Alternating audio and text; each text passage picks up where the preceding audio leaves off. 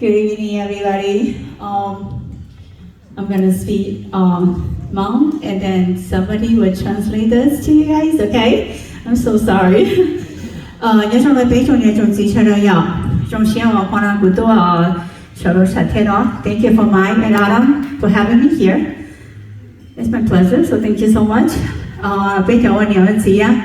Nên tôi hỏi là nên tôi cho trong thì mà mà giờ của tôi hay rất cái chia sẻ nữa. Nhưng nên nói nên cho trong nhà trong gì thế nên cho lẩu năng thế nên lẩu nè như cái của hải tàu chỉ cho cái chỉ trong nó lò thỏ nên cho anh nhiều anh chỉ trả lúc gì bún à? Của chỉ chơi thế của chơi đi của hải tàu cái máy chơi cho của lời cái của hải đi của hải tàu nên cho anh nhiều anh chỉ trả lúc gì bún à? Okay? Mike, this song is special just for you, okay? So many of you guys don't be shaking. Ni oi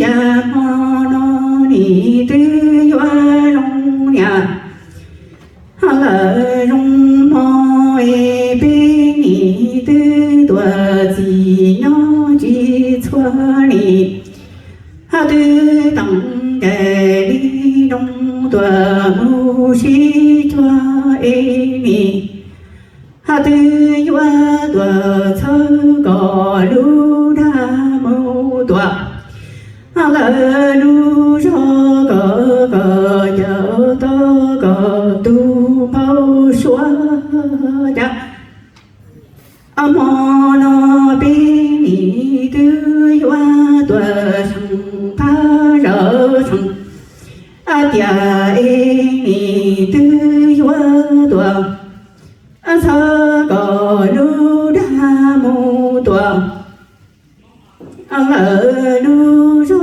có chợ cho có lu mù sông họ phía mò ni ai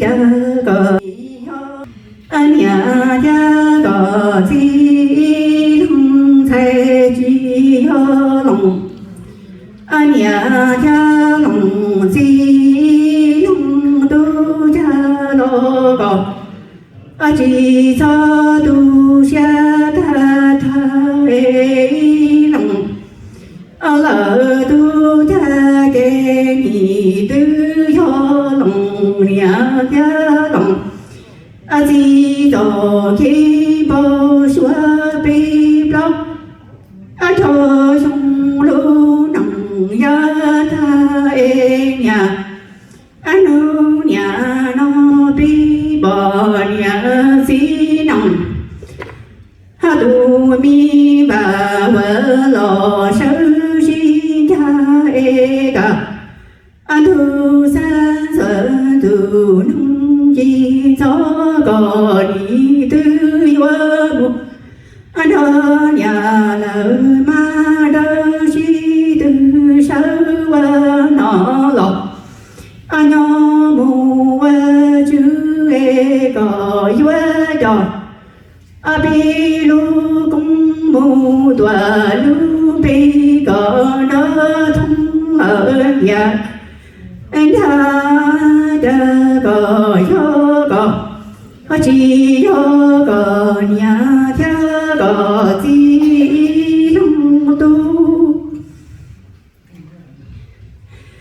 có tư yo có nhà cha có gì lòng xe khua lo còn chỉ ra tu cha hay lòng lỡ tu đi tư yo tề anh nhà cha tề chi giờ nhà cái thơ lu nặng ha thơ thâu mò nhà anu nhà nó bò nhà chi nặng lu vợ lò sơ chín hoa cả anu ta ki khỏi sơ buồn thơ nhà lỡ ma đa sơ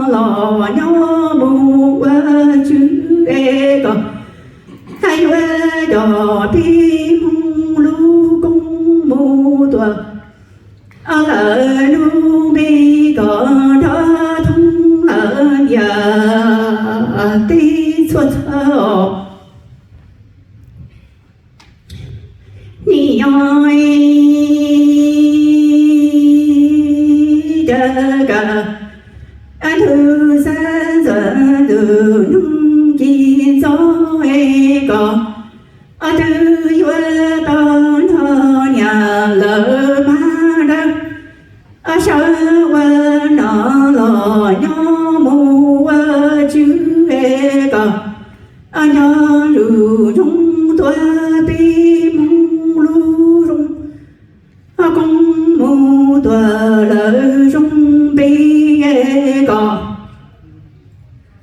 thì lo nu tê lo thơ lỡ tê mi e có ai vua lo khia bi trong tu thế nhớ có giờ chế nhỏ mi ơi giờ cả anh thư sa giờ nụ nâng chi cho còn đi anh thư qua sơn thơ nhà ma đơ nhớ qua nó lo anh sợ qua chữ e gọi qua anh thua bi mong lu cung ở lò anh mù lu bi chi bu lò mò e còn anh nhớ rủ răng lo lu tê lo thơ lỡ tê hao lò e còn anh qua lo kha bi trong tư giờ anh thấy chỉ có to cứ khó bỏ cha cứ đi cho mà ni ơi bi để ở trong mong chờ đâu vui trong chi ở tư vui như để mai cho bi để ở trong mong mà trong tư giờ lớn say chi ở tư vui toàn toa bi mi là mê bê sẵn lọ ở ba chi tê quan tê mô đa rồi qua trong chi tư qua tờ dư đề cho bi đề trong bông nhớ bi hòa tư giờ lớn thay chi tư qua sơn thơ nhà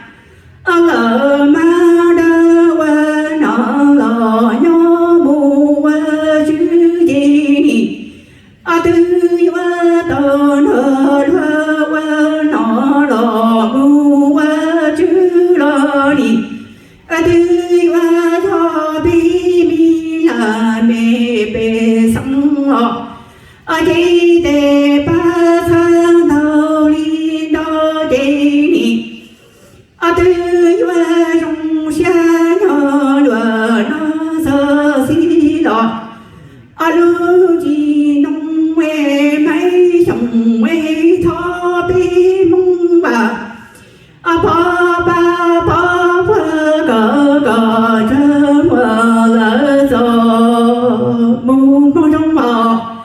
Thank you.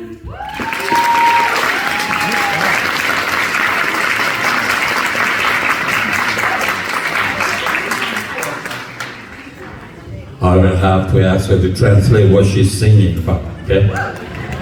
So she has to tell you what she's saying. Wow, the spirit challenge. So con là thầy mà rồi. Okay.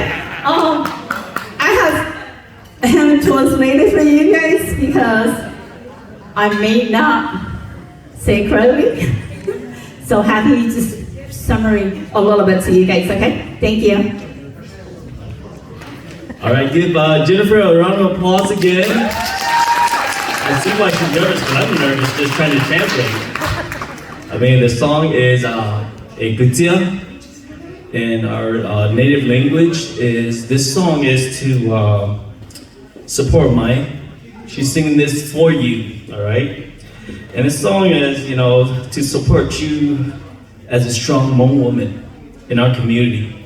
And it's very rare to see our Hmong woman right now to be so strong. And she applauds you for that. She thanks you. This song is for you to be a great role model for our younger generations to come.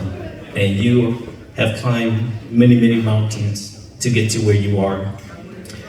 And she wants you to be great, to go out there and spread the word of who our Hmong people are. I know the Gutsia is very, very long, but my translations of it is not that long because our songs are forever because when we sing these songs, it comes from the heart, and so many things come from it.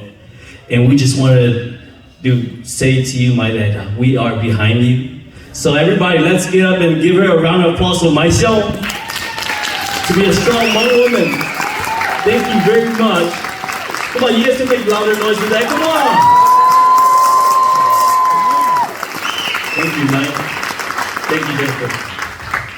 OK, mình用thọ có mong mong nào OK, cô hay to đi ta lo cô vài tia, bây giờ tôi hỏi là như sao cô đi ra lúc rồi thọ có mong mong, cô chúng mình nhận xin, nhà nó toàn tay chỉ có quân gì là nào OK, cô trong xe à. Okay, thank you. Give her another hand, please.